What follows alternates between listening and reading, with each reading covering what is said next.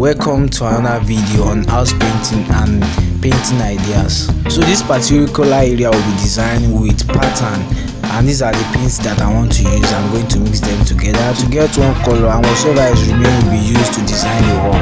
However, these are the tools that I'm going to use in this video. Moreover, scraping out loose particles is very essential in house painting. So let's get started. Also, you shouldn't forget to take out core walls and other attachments on the wall.